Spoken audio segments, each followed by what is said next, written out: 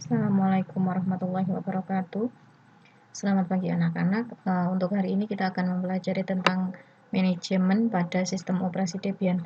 Setelah kalian kemarin mempelajari tentang instalasi sistem operasi Debian, bahwa sistem operasi Debian ini bisa diinstal menggunakan dua cara, yaitu berbasis GUI dan yang berbasis teks. Untuk yang praktikum minggu lalu, kalian sudah mempelajari yang berbasis teks. Nah, kemudian untuk instalasi untuk yang berbasis GUI sebetulnya sama saja, hanya tampilannya yang lebih user friendly karena basis GUI. Kemudian untuk hasil instalasinya itu juga bisa berupa tampilan GUI dan juga ada yang bertampilan teks. Untuk yang diinstal kemarin mungkin hanya yang tampilan teks karena kemarin saat menginstal dipilih yang sistem standar. Kalau sistem standar berarti yang diinstal hanya tampilan teks saja. Tapi kalau kalian install yang desktop environment itu akan sampai dengan tampilan GUI-nya. Nah, untuk sistem manajemen yang akan kita pelajari hari ini, manajemen pada sistem operasi Debian itu ada manajemen user, ada manajemen group, kemudian ada manajemen proses, dan ada manajemen untuk penjadwalan proses. Kita pelajari terlebih dahulu yang manajemen user.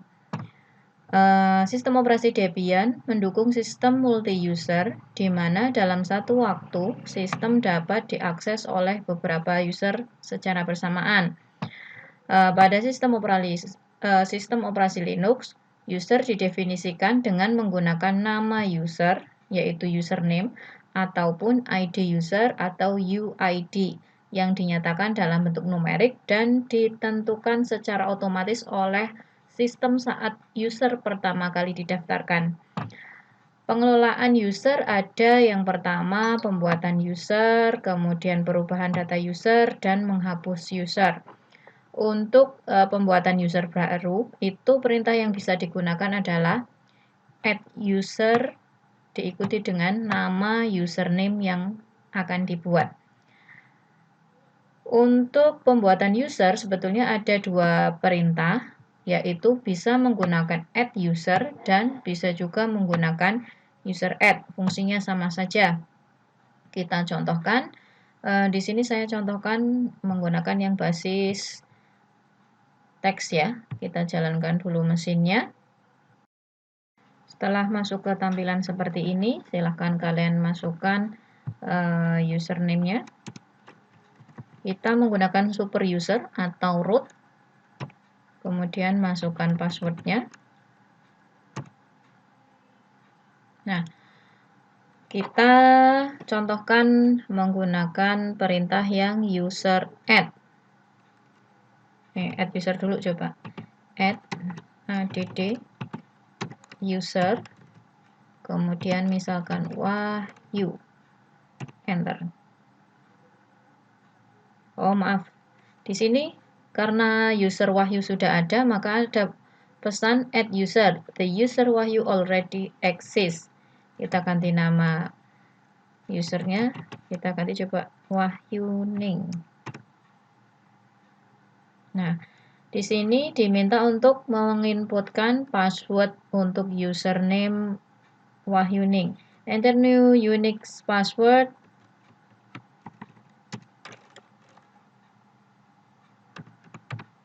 Enter lagi.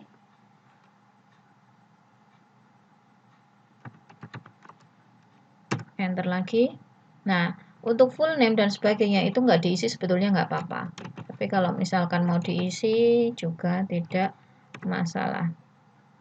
Kemudian room number, misalkan 1, work phone kita isi sembarang saja. Home phone, other, misalkan kita kosongin. Nah, tidak masalah. Is the information correct? Kita pilih yes.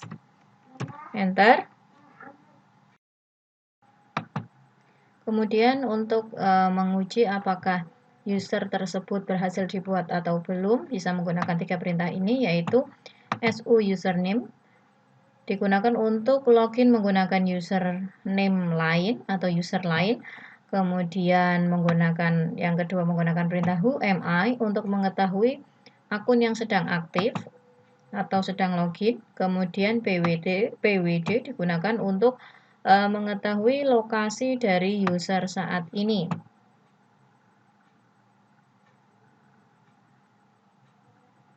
Kita praktekkan SU, misalkan saya pindah ke user Wahyu.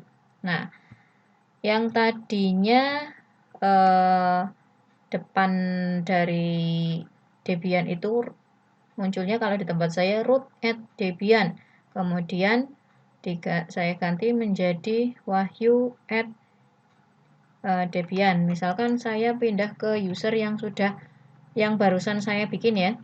SU Wahyuning. Nah, diminta memasukkan password, yaitu password yang kita masukkan tadi pas pembuatan user. Oke, sekarang depannya sudah berubah menjadi Wahyuning at Debian.2 root. Who am I? Who am I tampilannya atau munculnya adalah Wahyuning. Kemudian PWD. PWD posisinya adalah di root. Kita kembali ke super user lagi dengan perintah SU. Kemudian masukkan password dari rootnya.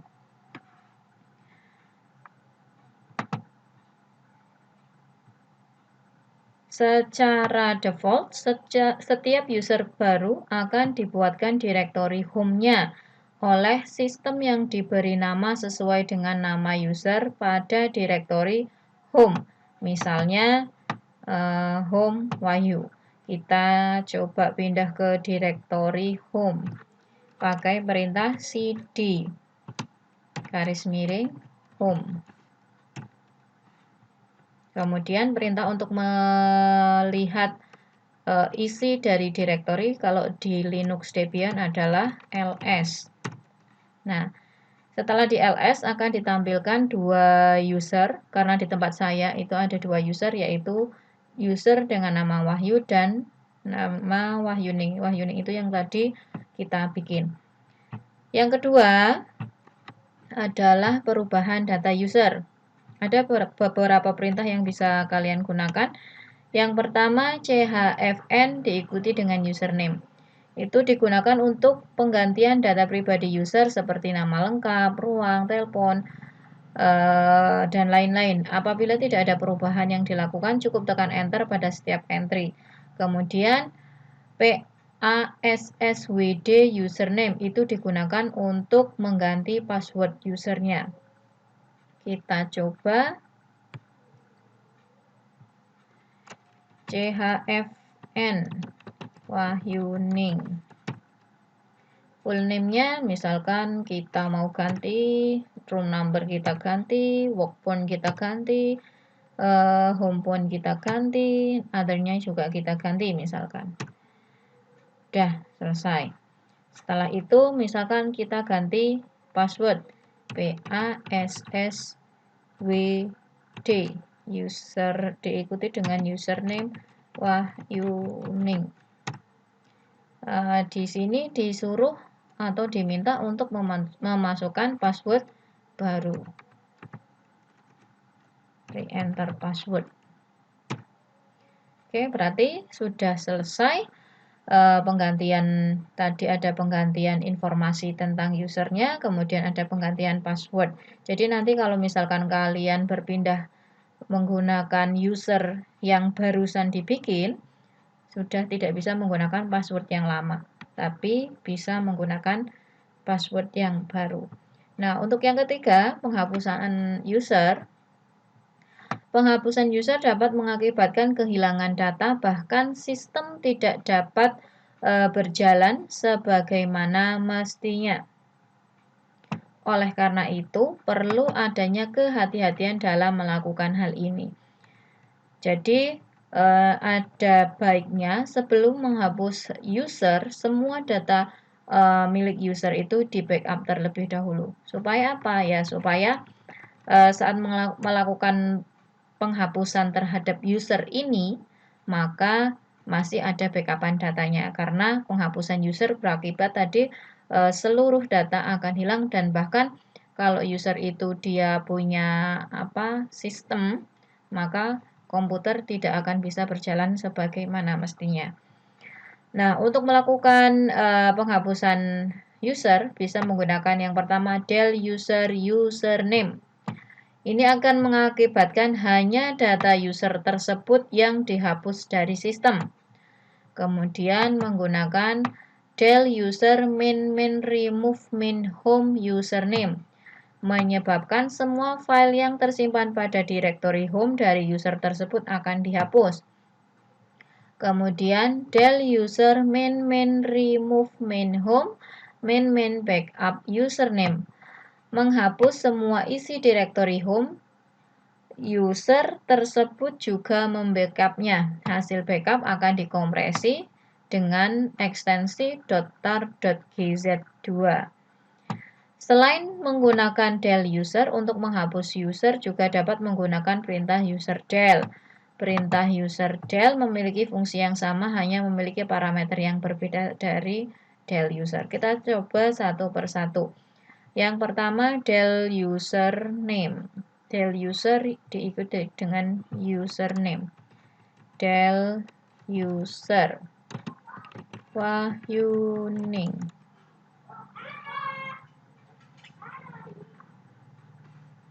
Removing user Wahyuning, warning group Wahyuning is no more member, dan sebagainya ya. Nah, setelah tadi melakukan del user username, ketika kita masuk ke directory home, kemudian kita lihat isi directory home dengan perintah ls, username Wahyuning itu masih ada. Jadi masih disimpan, data yang ada di directory home itu masih ada. Kemudian kita coba lagi menggunakan perintah yang kedua, yaitu del user min remove min home diikuti nama usernya. Maaf, tadi Wahyuning sudah dihapus ya. Removing files. Oh, ini tapi masih bisa ini. Removing files, kemudian removing user Wahyuning, warning group Wahyuning is no more members, dan sebagainya ya. Kita lihat lagi. Nah, sekarang di home, data punya Wahyuning itu sudah tidak ada lagi. Kemudian perintah yang ketiga adalah del user min remove min home diikuti min backup nama username. Kemudian kita bikin user baru lagi karena tadi usernya tinggal Wahyu, karena yang Wahyuning sudah dihapus. Saya bikin username baru, misalkan add user ya, add user bunga. Passwordnya kita kosong saja datanya. Yes. Kemudian kita coba hapus usernya, yaitu yang menggunakan perintah ketiga, yaitu del user min remove min home spasi min backup nama usernya bunga. Nah, sudah. Coba kita lihat di directory home-nya, cd home ls. Nah, sudah tidak ada. Kemudian untuk yang manajemen kedua adalah manajemen grup.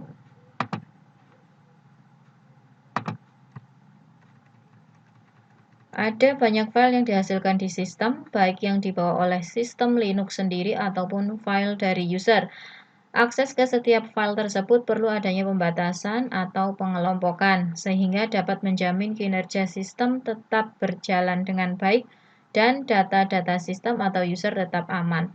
Pengelompokan hak akses ini oleh Linux diterapkan dengan membuat grup akses. Bukan hanya user, setiap aplikasi server dapat memiliki grup sendiri-sendiri. Selain untuk pembatasan akses, grup juga dapat digunakan untuk melakukan klasifikasi user yang ada di sistem. Kemudian manajemen grup di Linux dapat meliputi kegiatan seperti penambahan grup baru dan penghapusan grup. Untuk penambahan grup baru, perintah berikut dapat digunakan untuk menambah grup baru, yaitu menggunakan perintah group add diikuti dengan nama grup. Jika berhasil, maka pada file etc group akan muncul nama grup yang telah dibuat tadi. Kemudian untuk penghapusan grup, bisa menggunakan perintah group del diikuti dengan nama grup. Grup yang telah dihasilkan akan dihapus dari sistem, termasuk juga dari file yang ada di etc group. Kita coba satu persatu. Yang pertama, penambahan grup. Misalkan saya bikin grup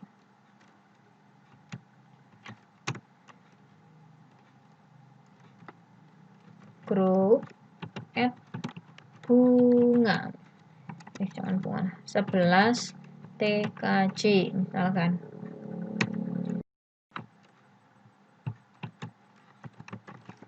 Kemudian kita lihat hasilnya tadi.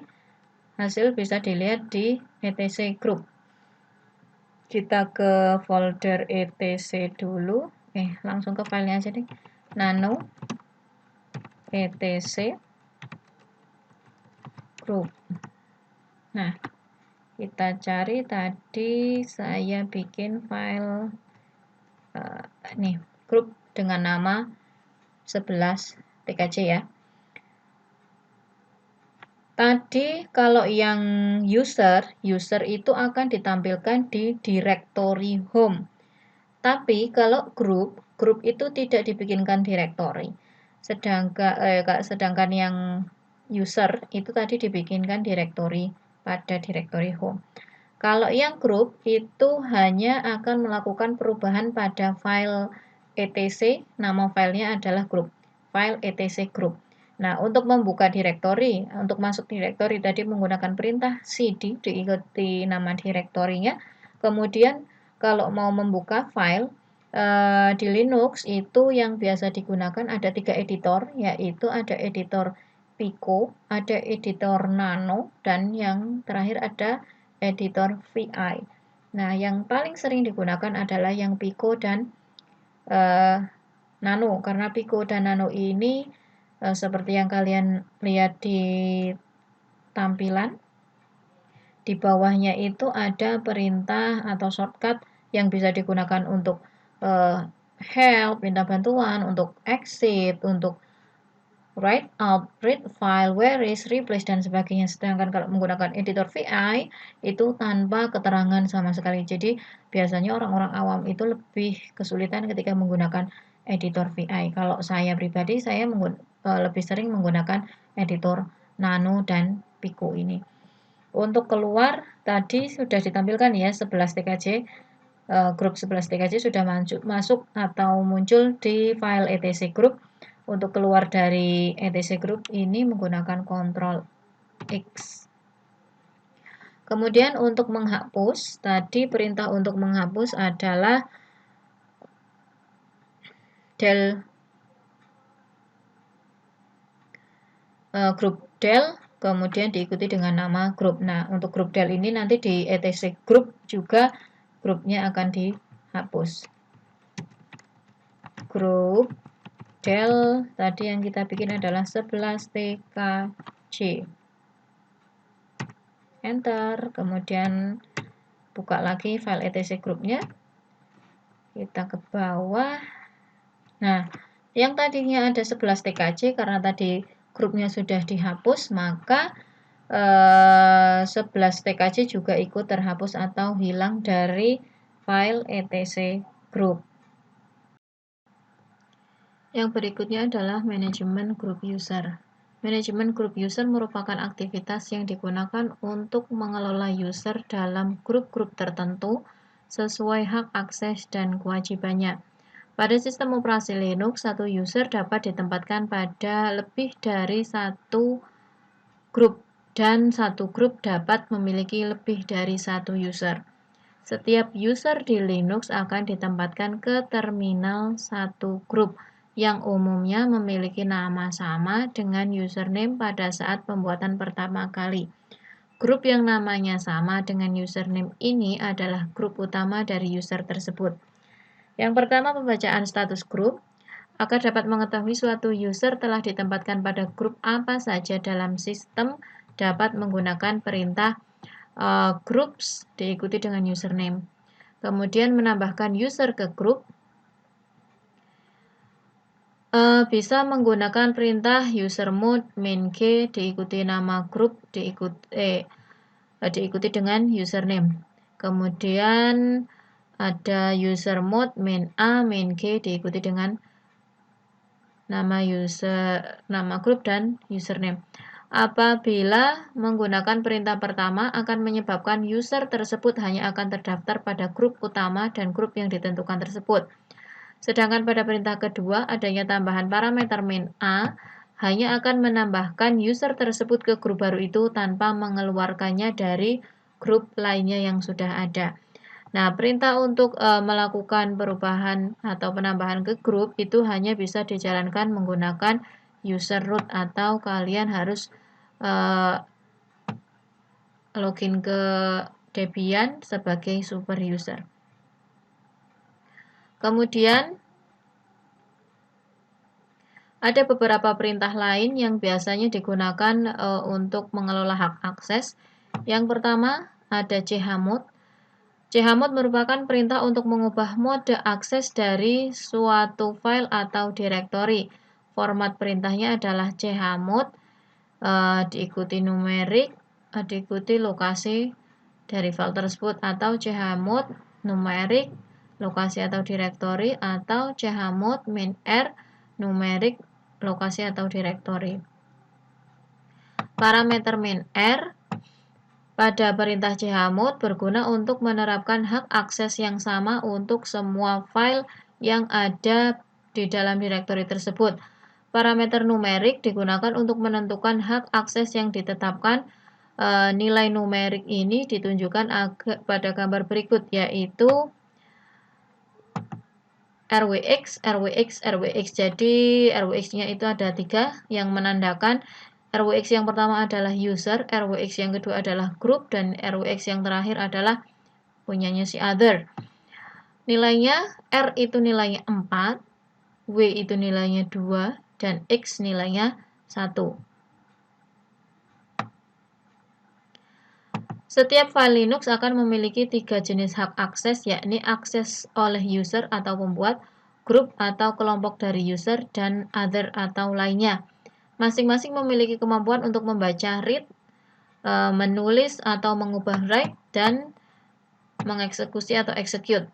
Setiap kemampuan di Linux diberi nilai 4 untuk membaca, 2 untuk menulis, dan 1 untuk eksekusi. Yang digunakan dalam perintah chmod adalah penjumlahannya. Misalkan akan diberikan hak akses ke user berupa baca, tulis, dan eksekusi. Kemudian untuk grupnya baca dan eksekusi. Dan untuk yang other-nya adalah baca. Pada file home kdsurya hello.txt, maka perintahnya adalah chmod 754 home kdsurya hello.txt. Angka 7 diperoleh dari 4 ditambah 2 ditambah 1, karena tadi untuk user itu kan diizinkan untuk membaca, menulis, dan mengeksekusi. Baca itu adalah 4, tulis itu 2, dan eksekusi adalah 1. Maka kalau dijumlah jadinya 7. Kemudian untuk yang grup itu hanya diberi akses untuk baca dan eksekusi. Baca itu 4, kemudian eksekusi itu 1. Berarti 4 ditambah 1 jadinya 5. Kemudian yang other itu hanya diberi kewenangan untuk membaca, yaitu 4. Kalau disusun jadi 7, 5, 4. Nah, misalkan lagi. Nah, untuk yang RWX ini kalian harus hafal ya. Tadi RWX itu ada 3. RWX, RWX, RWX. Yang pertama, yang kedua, dan yang ketiga. Yang pertama itu punyanya si user, yang kedua itu punya group, dan yang ketiga itu punya other. Nilainya, jangan lupa,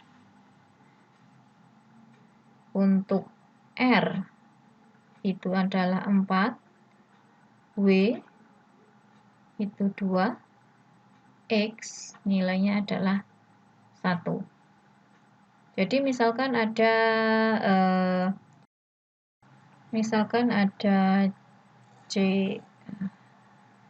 chmod 777, misalkan home abc.txt misalkan. Ini artinya user itu memiliki hak untuk baca, tulis, dan eksekusi.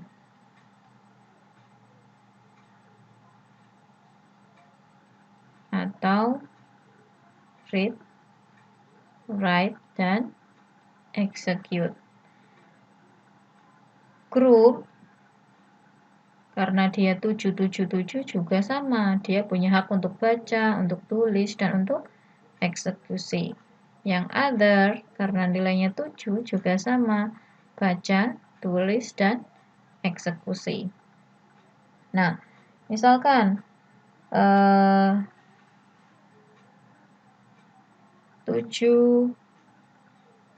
2, 1. Kalau 7, 2, 1 berarti ini artinya yang user itu bisa baca, tulis, RWX ya. Maaf. RWX, kemudian grupnya itu karena 2, berarti dia hanya bisa membaca atau write, menulis, write ya. Kemudian yang other, dia bisa mengeksekusi saja karena nilainya 1. Kemudian misalkan ada kasus lain yang meminta atau mengizinkan grup, user terlebih dahulu. User karena dia pemilik dari file biasanya diizinkan untuk baca, tulis, dan execute. Kemudian misalkan grupnya dulu itu bisa membaca dan tulis saja. Kemudian other misalkan bisa baca dan eksekusi.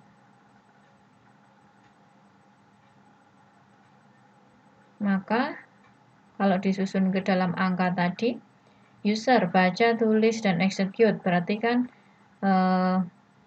tadi diingat-ingat ya, R, W, X, 4, 2, 1.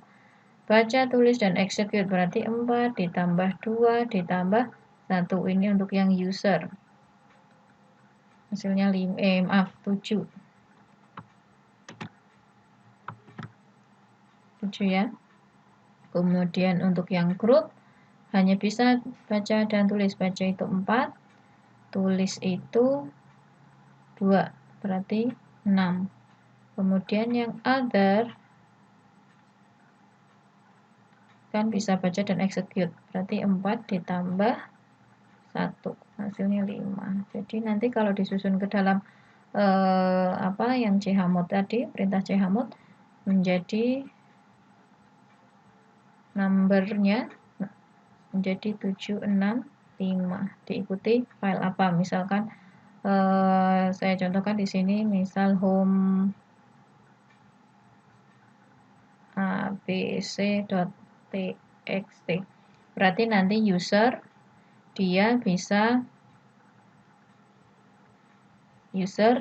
dia diizinkan untuk membaca, menulis, dan mengeksekusi file abc.txt ini. Kemudian yang grup ini hanya bisa membaca dan menulis, jadi bisa membaca atau membuka file txt ini dan bisa merubah file txt ini. Kemudian yang other ini dia hanya bisa membaca dan mengeksekusi saja tanpa bisa melakukan perubahan terhadap file abc.txt. Kemudian kita lanjutkan ke perintah yang berikutnya, yaitu chown. Chown, perubahan kepemilikan. Perintah ini untuk mengganti kepemilikan dari user suatu file atau directory. Format perintahnya adalah chown diikuti pemilik, diikuti lokasi filenya, atau chown pemilik, lokasi atau directory, atau chown main r diikuti pemilik, diikuti lokasi atau directory. Jadi chown ini bisa digunakan untuk file ataupun directory. Pemilik di sini merupakan user atau grup yang akan menjadi pemilik untuk file atau directory yang ditunjuk. Pemilik ini dapat dituliskan sebagai berikut. Misalkan bisa ditulis user atau bisa diikuti dengan user.2 group. Contohnya adalah home KDSurya hello.txt akan dialihkan kepemilikannya ke user bintang dengan grup bintang. Perintahnya adalah chown bintang .2 bintang diikuti home KDSurya hello.txt. Kalau ada .2 kayak gini, berarti yang pertama, yang depan itu adalah user. Kemudian yang di belakang .2 adalah grup. Tapi kalau misalkan kalian hanya akan menampilkan tanpa grupnya, hanya usernya saja. Misalkan file home KDSurya hello.txt akan dialihkan kepemilikannya ke user bintang. Maka perintahnya cukup chown diikuti bintang 1 saja karena diikuti user, yang belakang nggak usah. Kemudian home KDSurya hello.txt.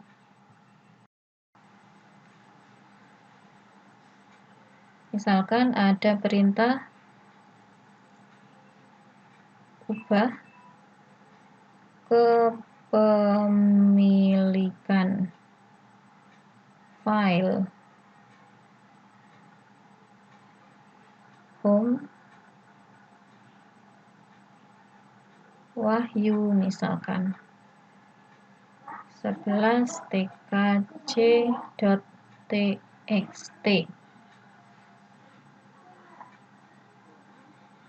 ke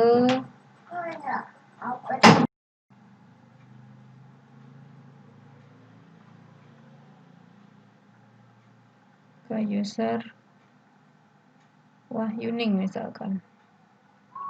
Maka perintahnya adalah chown Wahyuning diikuti dengan nama directory atau nama filenya home wahyu 11 tkc.txt. Misalkan seperti itu. Tapi kalau perubahan kepemilikannya ini disertai grup seperti contoh yang tadi, di sini kan dicontohkan home KDSurya hello.txt akan dialihkan kepemilikannya ke user bintang dengan grup bintang.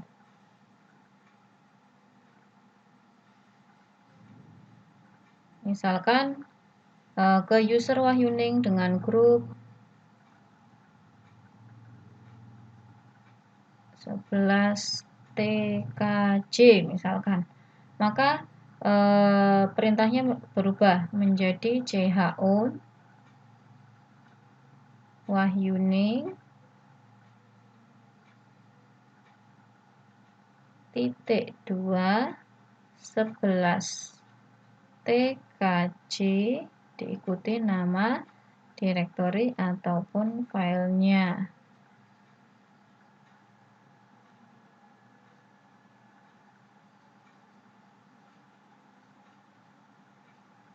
Nah, untuk yang depan,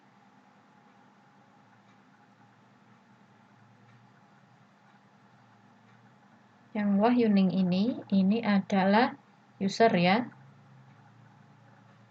Sedangkan yang belakang, yang 11 TKJ, ini adalah nama grup. Kemudian yang berikutnya, perintah berikutnya adalah CHGRP. Perintah untuk mengganti grup yang memiliki suatu file atau direktori. Perintahnya adalah CHGRP diikuti dengan nama grup, diikuti lokasi atau file, atau CHGRP diikuti nama grup, diikuti lokasi atau direktori, atau CHGRP min R nama grup diikuti lokasi direktori. Yang berikutnya adalah manajemen proses. Proses merupakan hal utama pada Linux karena semua kegiatan yang dilakukan dinyatakan sebagai proses. Kemampuan menganalisa proses yang berjalan pada sistem Linux sangat berguna dalam pengawasan dan pengembangan sistem. Dari analisa ini nantinya seorang user atau administrator akan mendapat gambaran kemampuan sistem dilihat dari jumlah proses atau beban yang ditangani oleh sistem. Terdapat banyak aplikasi di Linux baik melalui GUI ataupun CLI seperti sistem monitor, PS, perintah PS, stop, PID, off, kill all, FG, dan BG. Di sini saya hanya mencontohkan yang perintah untuk yang berbasis teks saja. Yang pertama perintah PS. PS, program untuk melihat daftar proses yang sedang berjalan di Linux. Perintahnya adalah PS AX atau dalam tampilan perhalaman bisa PS AX garis miring more. Apabila ingin menampilkan proses tertentu dapat menggunakan perintah PS AX garis grep kemudian kata kunci aplikasi. Di sini dicontohkan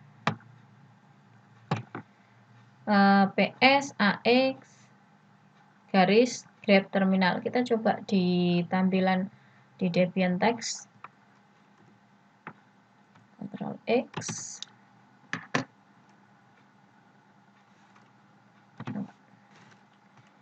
PS AX. Satu persatu ya. PS AX. Nah, tampilannya banyak sekali karena memang banyak proses yang sedang dijalankan oleh Linux. Perintah yang kedua adalah PS AX garis kemudian more. Ini kalau seperti ini akan ditampilkan per halaman. Jadi kalau yang hanya PS AX itu kan dia tampilannya langsung ambil bagian terakhir, halaman terakhir. Tapi kalau seperti menggunakan tambahan more itu akan ditampilkan per halaman. Nah, yang ketiga adalah PS AX. Misalkan kita akan melihat hanya terminal saja. Grep terminal.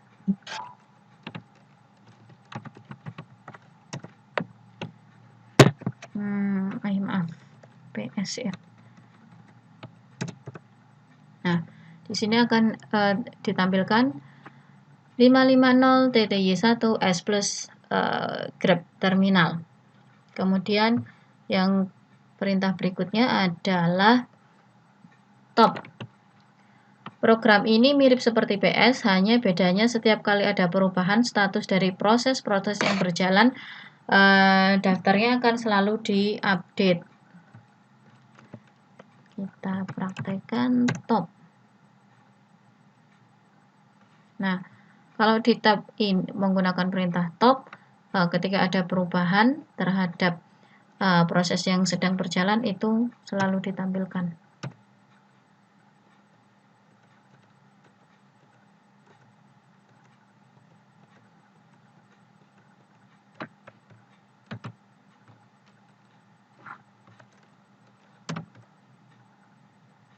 Nah, ini terjadi perubahan. Pokoknya ketika ada perubahan dari sistem berjalan. Mungkin yang kalian lihat hanya kedip saja karena terlalu banyak angka, terlalu banyak teks, jadi kalian tidak bisa mengamati satu persatu perubahannya di mana. Keluar dari tampilan top bisa menggunakan Ctrl C. Perintah yang berikutnya adalah kill.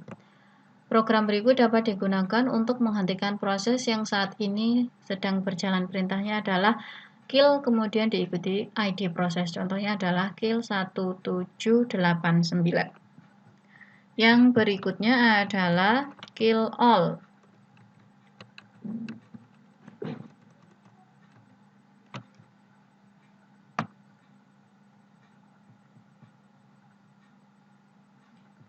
Kill all. Program ini memiliki fungsi yang sama dengan kill. Perbedaannya pada program ini yang dijadikan petunjuk prosesnya adalah nama bukan ID. Perintahnya adalah kill all diikuti nama proses. Contohnya adalah kill all nano atau kill all genome terminal.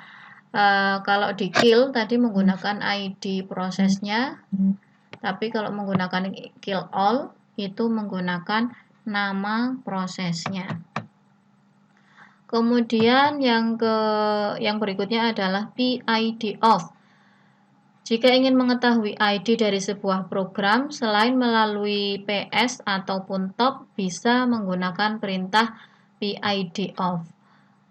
Format perintahnya adalah PID off diikuti dengan nama prosesnya. Contoh PID off nano atau PID off genome terminal. Kemudian yang FG itu program untuk memanggil atau melanjutkan kembali proses yang telah dijalankan di latar ke user. Perintahnya FG diikuti dengan ID job. ID job dihasilkan dari perintah yang dijalankan dengan menambahkan tanda dan di akhir sebagai pertanda bahwa proses tersebut akan dijalankan di latar. Contohnya di sini adalah nano dan kemudian muncul 4231. Perintah nano dan menyebabkan program nano akan dijalankan di latar oleh sistem. Output dari perintah di atas menunjukkan ID job diikuti dengan ID proses. Contohnya adalah FG1. Kemudian perintah yang terakhir adalah BG. Mirip seperti FG, hanya fungsinya untuk melanjutkan proses yang ditunjuk apabila sebelumnya sempat dihentikan sementara atau di pause. Melalui perintah ini, proses akan tetap berjalan di latar. Perintahnya adalah BG, kemudian diikuti dengan job key. Yang berikutnya adalah manajemen penjadwalan. Penjadwalan merupakan salah satu komponen penting dalam sistem operasi. Melalui penjadwalan, sistem dapat membagi tugas untuk menyelesaikan setiap proses yang ada. Ada beberapa faktor yang digunakan oleh sistem untuk menjadwalkan proses, yaitu adil atau fairness, efisiensi, waktu,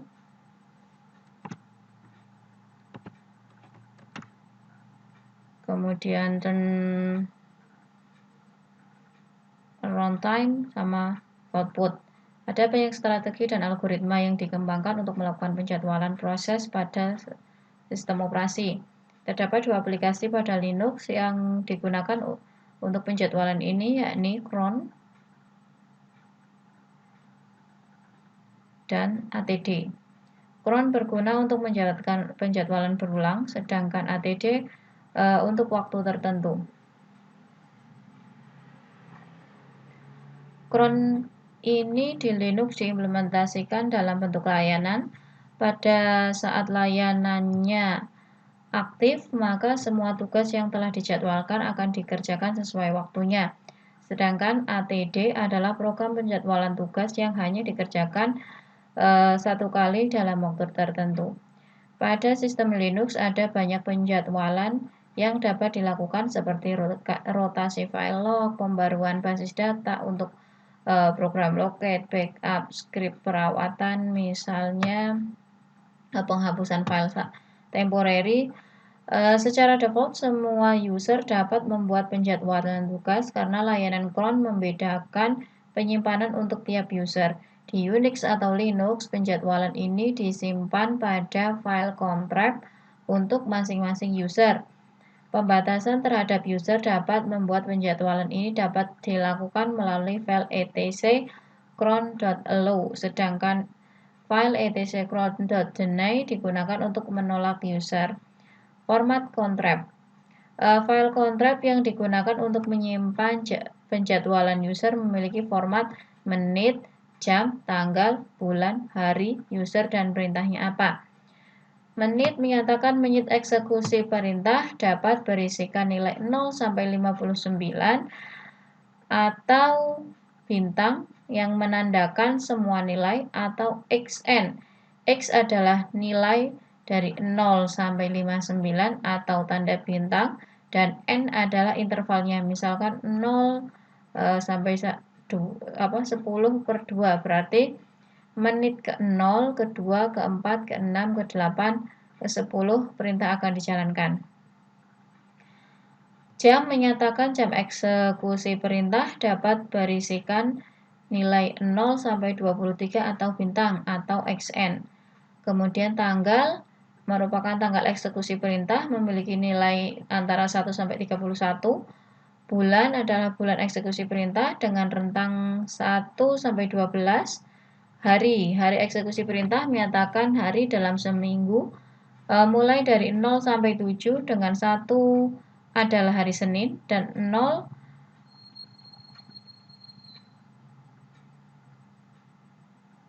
7 adalah hari Minggu. Selain dengan angka, dapat juga dengan menggunakan nama hari 3 digit dalam bahasa Inggris, sun, month, dan seterusnya.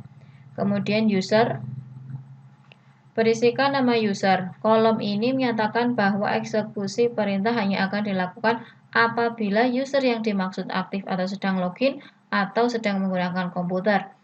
Hanya berlaku bagi file cron yang ada di etc cron-tab dan etc cron.d. Opsi ini tidak berlaku bagi cron yang dibuat oleh user sendiri. Kemudian yang terakhir adalah perintah.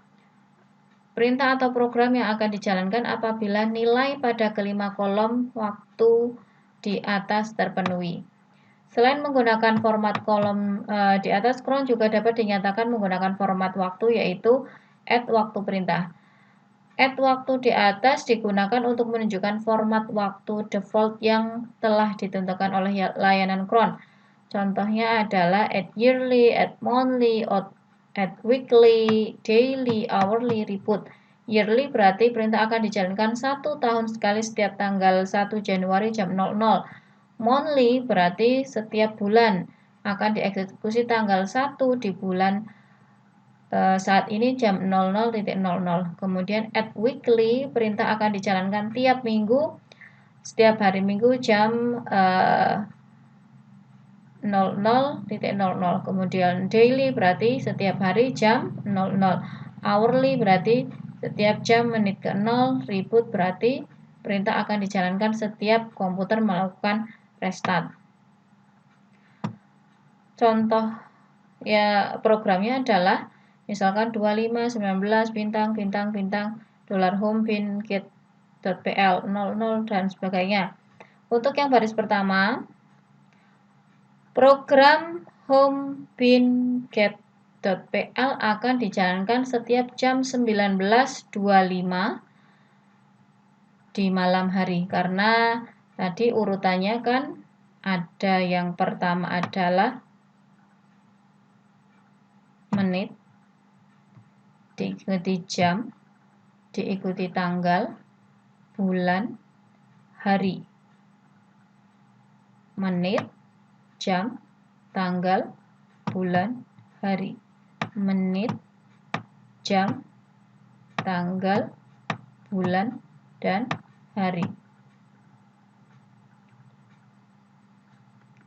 Karena di sini bintang, bintang itu kan menandakan semuanya ya.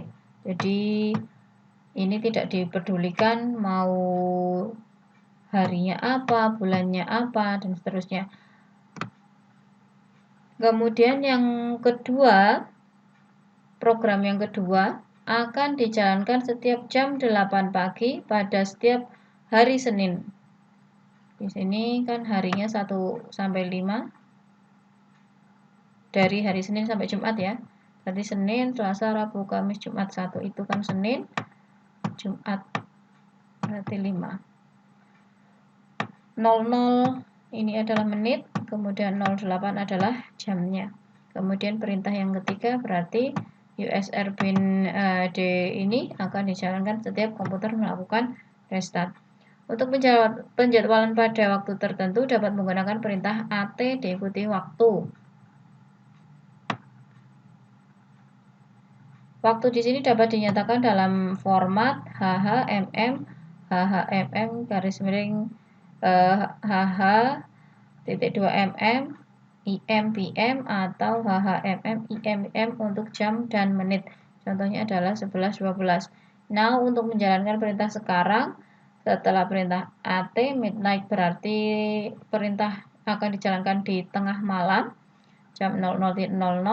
Noon setiap jam 12 siang, tea time jam 4 sore, today untuk hari ini, tomorrow berarti besok hari, tanggal dengan salah satu format ini bisa MMDDYY, MMDDYYYY, MM garis miring DD garis miring YY dan sebagainya.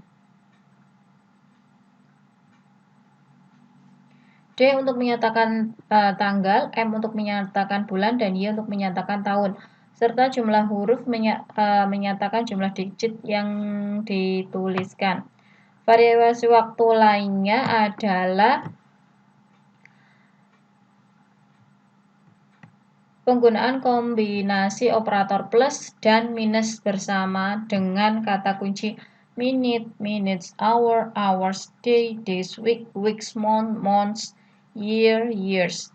Contohnya adalah min_l untuk menampilkan semua penjadwalan oleh user yang login saat ini dalam format 4 kolom, yakni ID jadwal, waktu eksekusi, status, dan user. Status A menyatakan antrian normal, B menyatakan penjadwalan batch, karakter yang lebih tinggi menunjukkan prioritas eksekusinya. Min D atau min R ID min jadwal untuk menghapus jadwal yang ditunjukkan oleh ID jadwal. Untuk menggunakan perintah AT, kalian harus menginstal terlebih dahulu aplikasinya, yaitu dengan perintah apt min get install AT. Yes. Di sini membutuhkan DVD binary 1,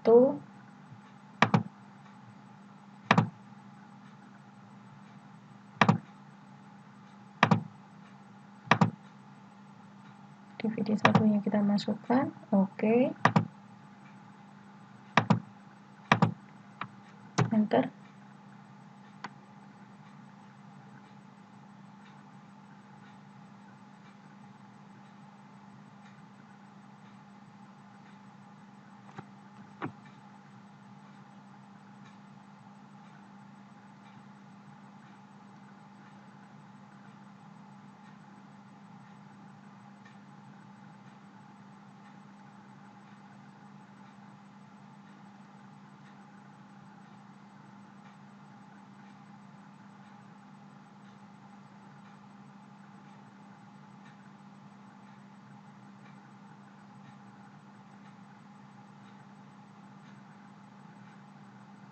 Oke, setelah selesai menginstal, kita coba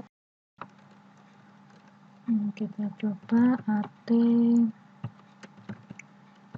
now plus 1 minute. Jadi nanti akan program akan dieksekusi 1 menit dari sekarang. Minutes, biar nggak kelamaan ya. Echo. Perhatikan di sini, di depannya sudah yang tadinya root sudah berubah menjadi at. Echo backtick date backtick halo.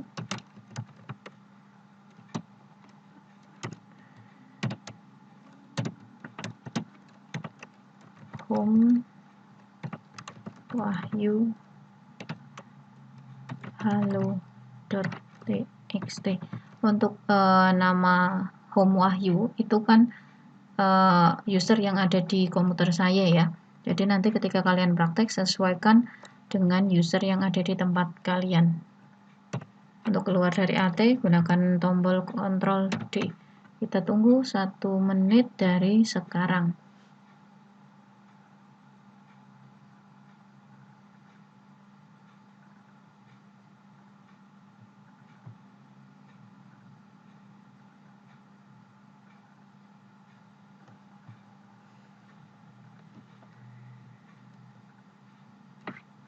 Oke, coba kita masuk ke direktori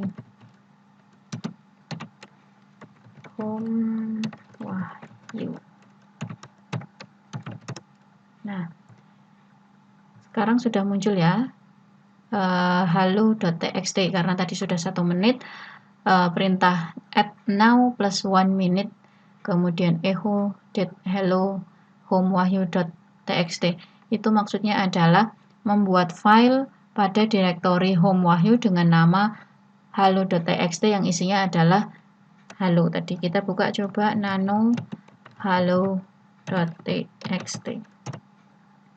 Nah, di sini dimunculkan pada jam sekian, tanggal sekian, jam sekian, muncul pesan halo.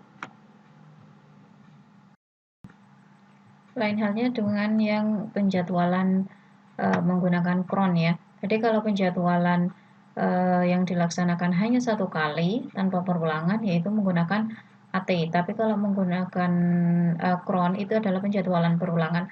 Untuk penjadwalan yang cron itu tinggal kalian ketik perintah cron tab min a, itu juga belum pernah ada cron sama sekali.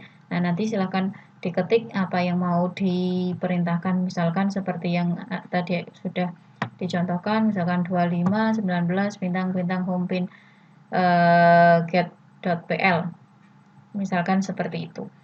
Kemudian untuk tugasnya silahkan kalian kerjakan di bagian prosedur manajemen, ketik perintah-perintah yang ada di situ, kemudian tulis hasilnya di bagian lembar kerja siswa. Nanti silahkan kalian kumpulkan hanya lembar kerja siswanya saja untuk job sheet, tidak perlu dikumpulkan kembali, silahkan kalian pelajari saja. Sampai di sini untuk pertemuan kita hari ini.